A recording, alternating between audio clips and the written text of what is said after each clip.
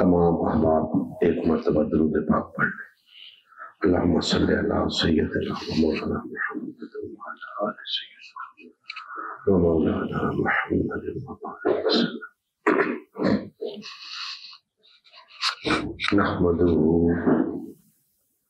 ونصلی ونسلم علی رسولہ النبی الکریم وعلى آلہ واصحابہ اجمعین، اما بعد فاعوذ باللہ من الشیطان الرجیم، بسم اللہ الرحمن الرحیم۔ فمن یعمل مثقال ذرۃ خیرا یرہ ومن یعمل مثقال ذرۃ شرا یرہ۔ صدق اللہ مولانا العظیم۔ محترم مسلمان بھائیوں، اللہ تبارک و تعالیٰ کا فضل و کرم ہے کہ ہم حسب معمول اپنے جمعۃ المبارک کے اس پروگرام کے اندر موجود ہیں۔ اللہ جل مجدہ ہم سب کی حاضری اپنی بارگاہ میں منظور و مقبول فرمائے۔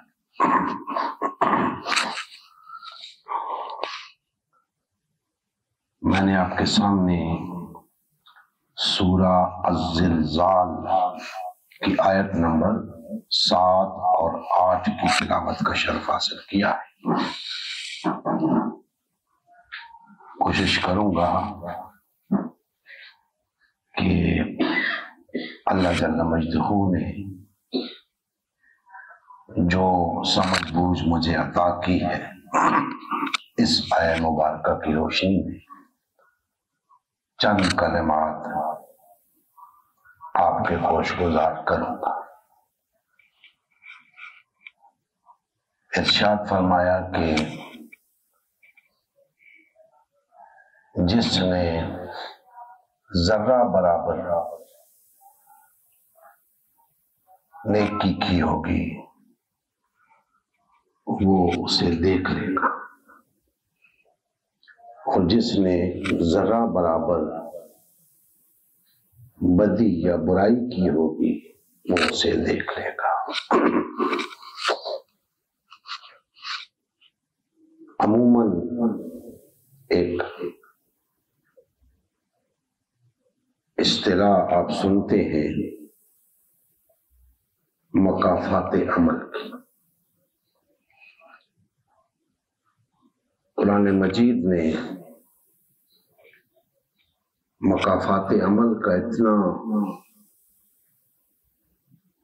عمدہ قانون بتایا ہے، اتنی مفصل ہدایات دی ہیں مکافات عمل کے بارے میں کہ دنیا جہان کے فلسفی حیران و ششدر ہیں، اور ہونا بھی چاہیے انہیں، کیونکہ یہ خالق کائنات کا کلام ہے، اور ایسے دقیق مسائل جن کا تعلق دنیا سے بھی ہو اور آخرت سے بھی، ان کا صحیح معنوں میں تعارف کرانا، حل پیش کرنا، یہ کسی فرد بشر کے بس کی بات نہیں۔ لہذا اللہ جل مجدہ نے اس قانون مکافات عمل کو قرآن مجید کے اندر انتہائی آسان انداز میں اور آسان انداز میں انسانیت کے سامنے رکھ دیا ہے۔ فرمایا کہ اے میرے بندو، اے بنی نوع انسان، تم میں سے جو شخص ذرہ وزن کے برابر بھی نیکی کرے گا اس کا بدلہ اسے مل کے رہے گا،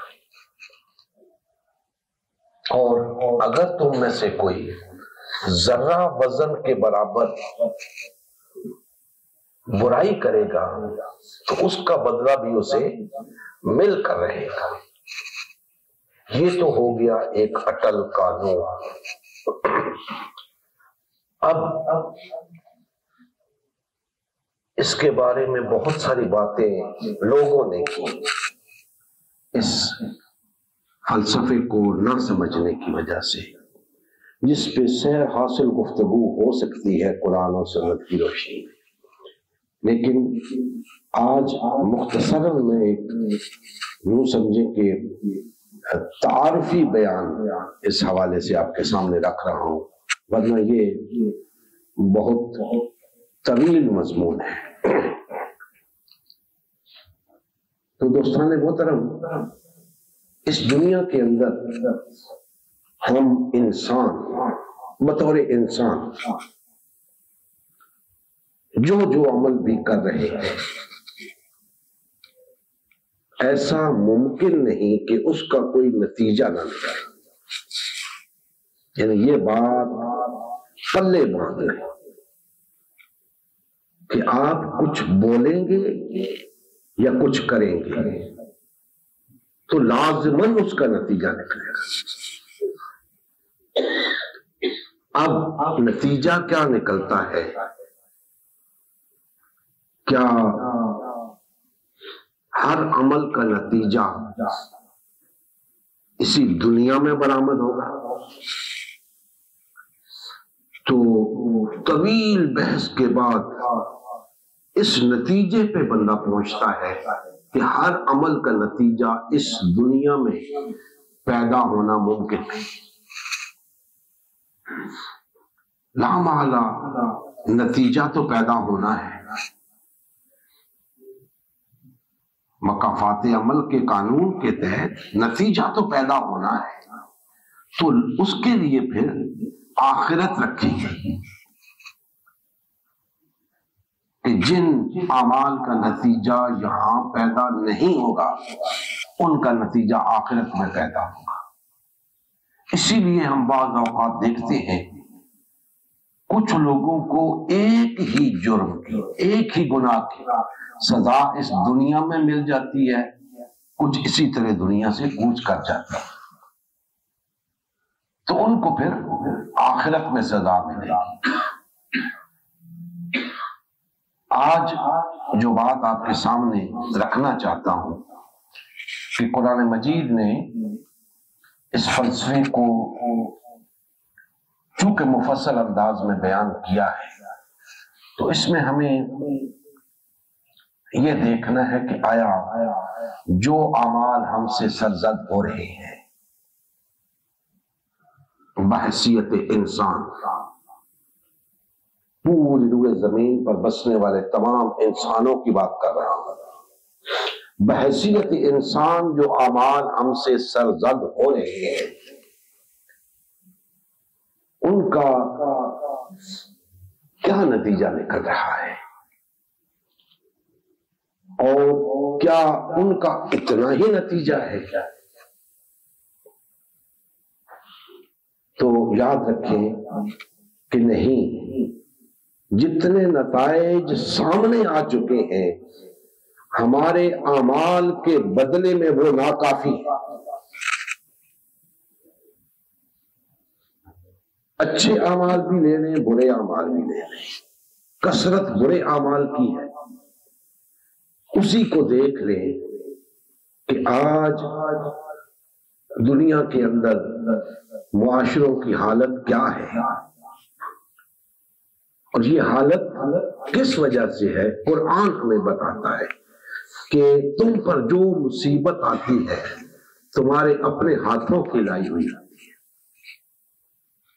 تم کوئی عمل ایسا کرتے ہو جس کے نتیجے میں وہ مصیبت تمہیں آ گھیرتی ہے، اور وہ مصیبت تمہارے کسی انفرادی عمل کی وجہ سے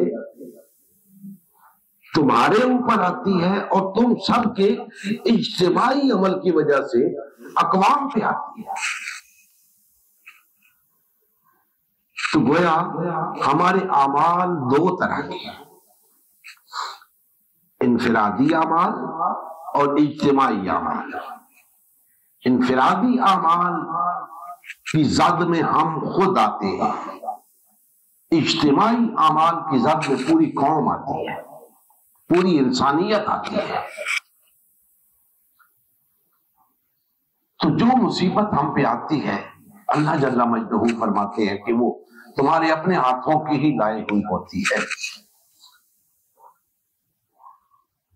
متعدد سوالات آپ کے ذہنوں میں اٹھ رہے ہوں گے، چونکہ موضوع طویل ہے، میں مختصر بات کرتے ہوئے آگے بڑھتا ہوں کہ یاد رکھیں ہر مصیبت، ہر تکلیف جسے ہم اعمال کا بدلہ سمجھتے ہیں، مکافات عمل سمجھتے ہیں، تو ہر تکلیف، ہر مصیبت مکافات عمل کا نتیجہ نہیں ہے۔ عمل کے 4 بدلے ہوتے ہیں، مصیبت کے 4 درجات ہوتے ہیں۔ ایک آپ کی تکلیف، آپ کی مصیبت آزمائش کی وجہ سے ہوتی ہے، ایک آپ کی تکلیف یا مصیبت بطور توبیخ ہوتی ہے، اور ایک ایسی تکلیف ہوتی ہے، ایسی مصیبت ہوتی ہے جو آپ کے درجات کی بلندی کے لیے ہوتی ہے، اور ایک ایسی ہوتی ہے جو مکافات عمل کا نتیجہ ہوتی ہے۔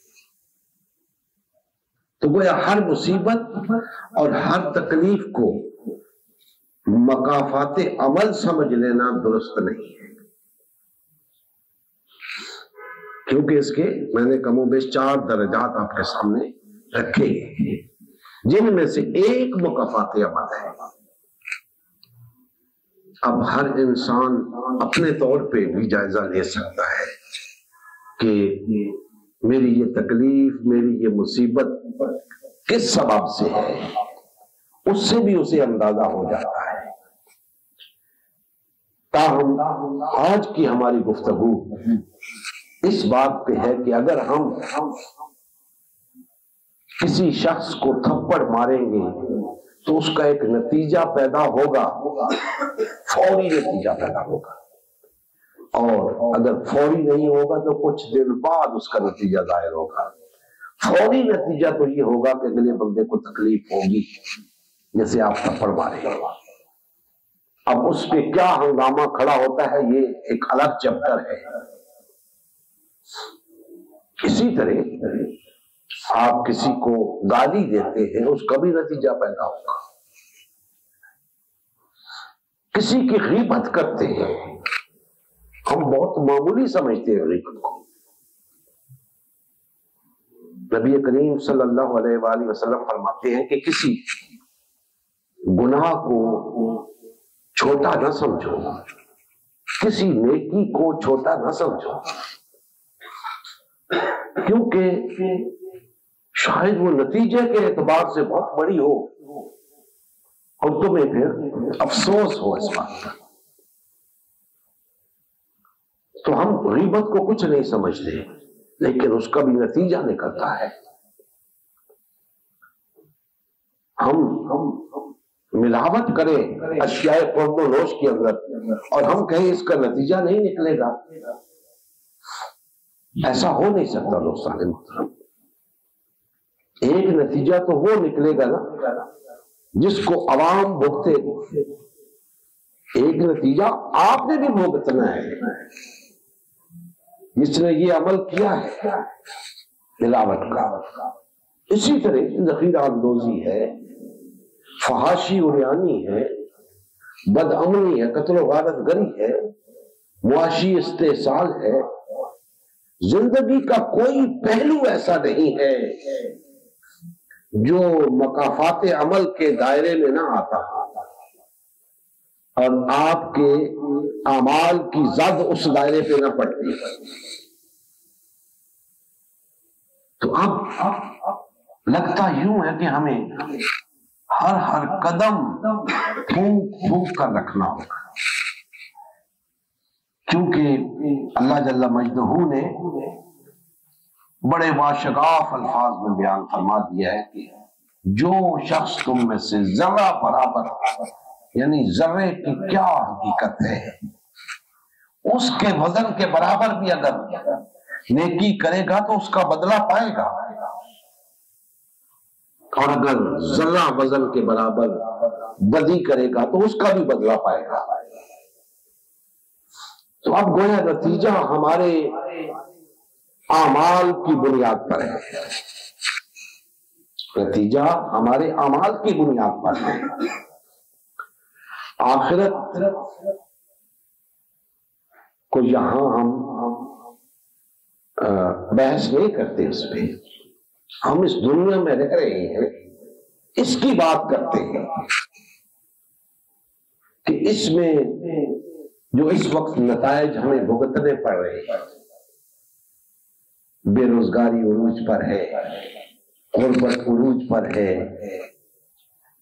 معاشی مسائل انتہا کو پہنچ چکے ہیں، معاشی استحصال بڑھتا ہی جا رہا ہے، عدالتوں میں ظلم ہو رہا ہے، انصاف ملتا نہیں بکتا ہے، کیا کچھ نہیں ہو رہا معاشروں کے اندر، ہمارے ہاں کیا کچھ نہیں ہو رہا، کیا یہ یوں ہی ہو رہا ہے؟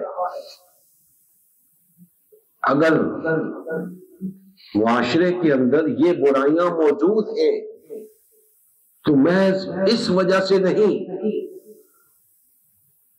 کہ اگر عدالت سے فیصلے درست نہیں ہو رہے تو عدلیہ کرپٹ ہے، نہیں، اس میں ایک عنصر یہ بھی ہے کہ ہم سب اس کے ذمہ دار ہیں۔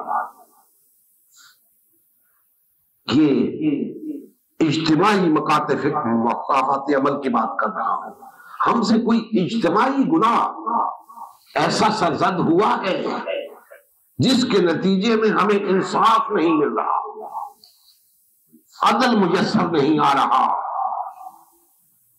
معاشرے کے اندر امن میسر نہیں آ رہا، معاشی طور پہ خوشحالی میسر نہیں آ رہی، ان تمام امور کے پیچھے ہماری کوئی اجتماعی کاوش کا فرما نظر آتی ہے۔ انفرادی اعمال کو ہر بندہ دیکھ سکتا ہے کہ میرے اندر کیا کیا خامی ہے، میں کون کون سے غلط کام مسلسل کرتا جا رہا ہوں، ان پہ قابو پا سکتا ہے، مکافات عمل کے نتیجے میں سزا سے بچ سکتا ہے، اپنے آپ کی حد تک نیکیوں کو فروغ دے کر، نیکیوں میں سبقت لے جا کر اچھا بدلہ پا سکتا ہے۔ لیکن جو اجتماعی معاملات ہیں جن کی زد میں پورا معاشرہ آتا ہے، پوری قومیں آتی ہیں، پوری انسانیت آتی ہے، اس میں فرد تنہا کچھ نہیں کر سکتا، اس کے سد بھاب کے لیے بھی اجتماعی کوشش درکار ہے، اجتماعی عمل کے نتیجے میں رونما ہونے والی بدی کو مٹانے کے لیے اجتماعی عمل درکار ہے۔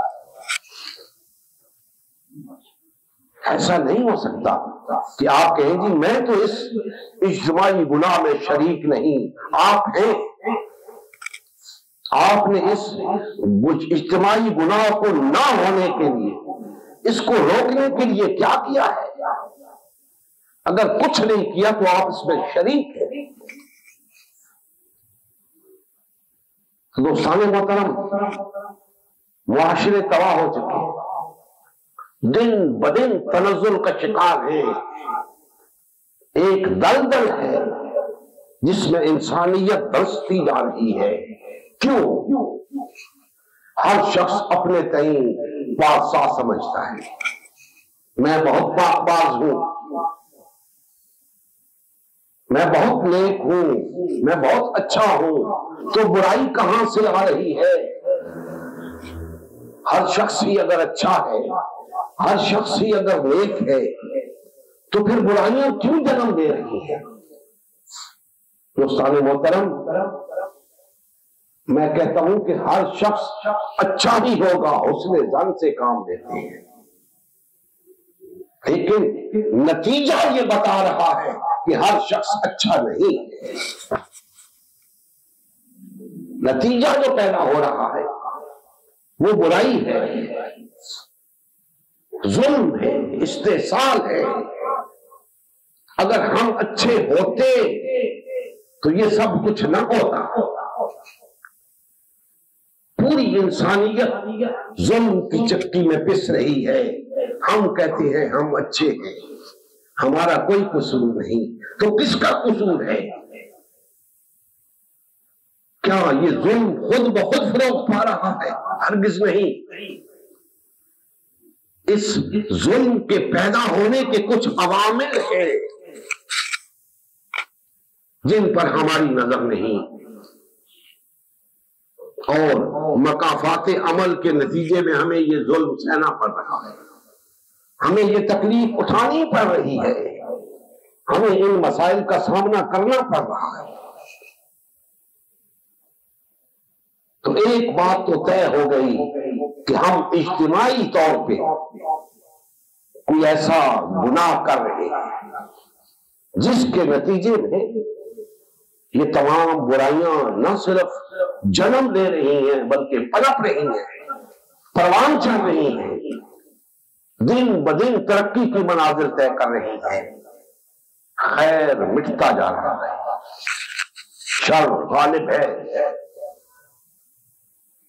کس وجہ سے؟ ہماری وجہ سے۔ ہمیں اس کا ادراک بھی نہیں، ہمیں اس کا احساس بھی نہیں۔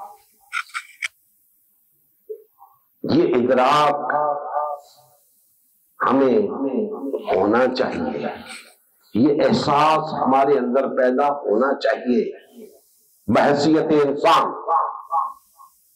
اگر ہم چاہتے ہیں کہ ہم مکافات عمل کے قانون کے تحت سزا سے بچ جائیں تو ہمیں یہ سب کچھ کرنا ہوگا۔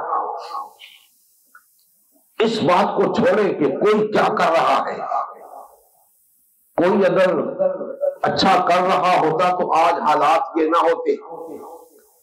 آپ یہ دیکھیں کہ آپ کے ہاتھوں کچھ اچھا ہو رہا ہے، اور اگر آپ کے ہاتھوں کچھ اچھا ہو رہا ہے تو یاد رکھیں وہ آپ کا انفرادی عمل ہے۔ ہمیں اجتماعی اچھا کرنے کی ضرورت ہے۔ آج اجتماعی طور پہ اگر ہم دیکھیں تو فرد ہو چکے ہیں، بکھر چکے ہیں کسی ایسے عمل کے نتیجے میں جس کا یہی نتیجہ نکلنا تھا کہ ہم تقسیم ہو چکے ہیں، ایک دوسرے سے نفرت کرتے ہیں بلا وجہ، ایک دوسرے سے عداوت رکھتے ہیں بلا وجہ، ایک دوسرے کو کافر و مشرک گردانتے ہیں بلا وجہ، کیونکہ ہم نے کوئی ایسا عمل کیا ہوا ہے جو اتنا گنانا تھا، جو اتنا کبیح تھا، جو اتنا ناپاک تھا کہ اس کا نتیجہ یہی نکلنا تھا۔ تو دوستان محترم، یہ تفریق ہمارے اندر کیوں ہے؟ یہ پارٹی بازی کیوں ہے؟ یہ تفرقہ کیوں ہے؟ اس لیے کہ ہم نے وحدت کو توڑ کے ایک ایسا گنانا فعل سر انجام دیا ہے، وحدت کو ترک کر جس کا نتیجہ یہی نکلنا تھا، اور اجتماعی طور پہ ہم تتر بتر ہو گئے، زوال پذیر ہو گئے، معیشت ہماری زبوں حال ہو گئی، اور تمام معاملات زندگی کے تمام شعبہ جات پہ نظر دوڑا لیں، کہیں بھی کوئی خیر کا پہلو نظر نہیں آتا۔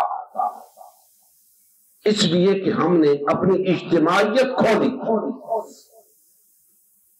ہم اجتماعیت کے فلسفے سے بھی آگاہ نہیں.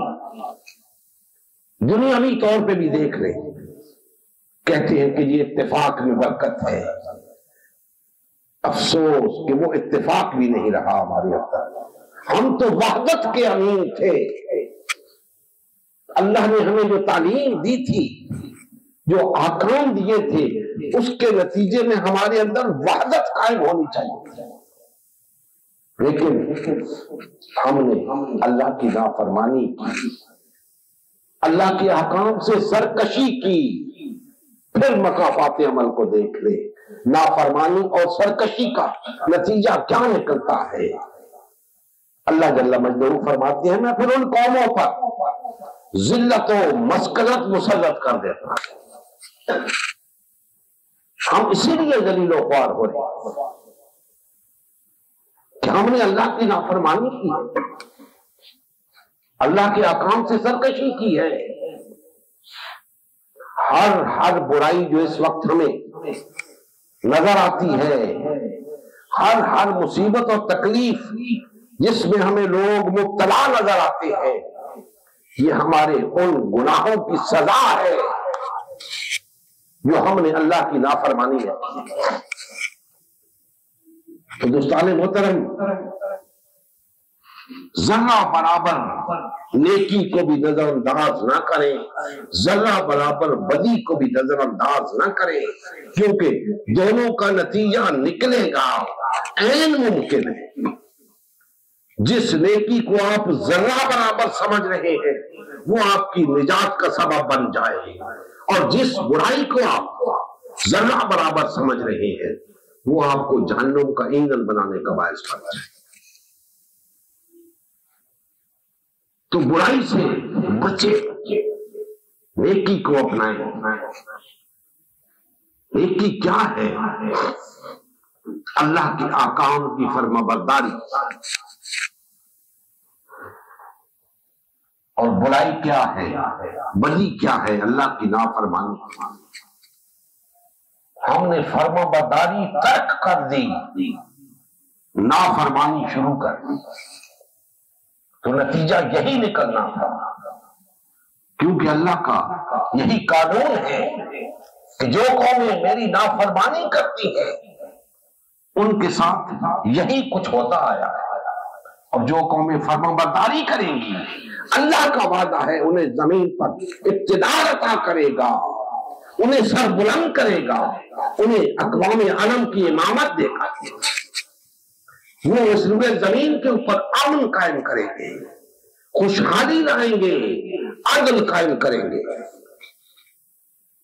لیکن ہمیں کچھ پرواہ نہیں ان چیزوں کی، جس کا نتیجہ یہی نکلتا ہے کہ آج ہم ذلیل و خوار ہیں. آج کوئی پرسان حال نہیں ہمارا. ایسا عظیم آئین رکھتے ہوئے ہم، یہ قرآن مجید وہ آئین ہے کہ اگر انسانیت واقعتاً اسے اپنا لے تو فلاح پا جائے،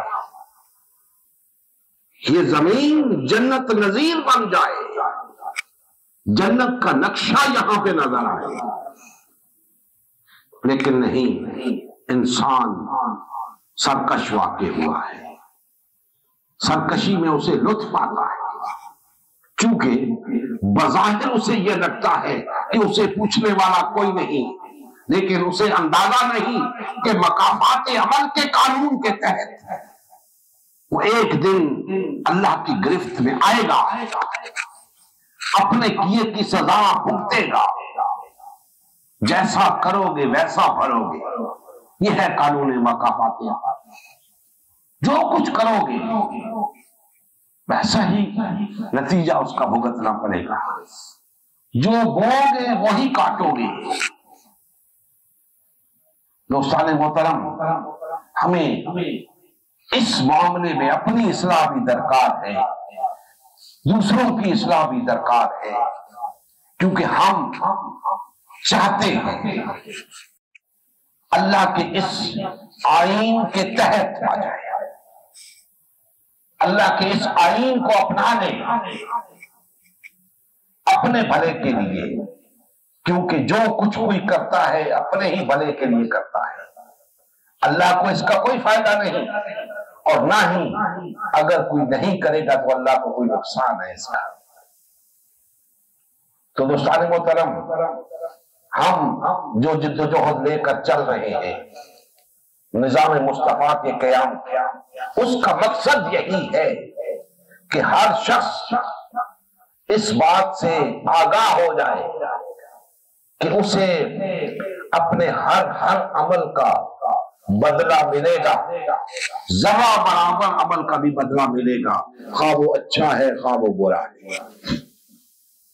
جب یہ شعور لوگوں کے اندر بیدار ہوگا، لوگ اس بات کو سمجھنا شروع کریں گے، تو پھر انہیں اس بات کی سمجھ آئے گی کہ ہاں ہمیں ایک ایسا نظام درکار ہے،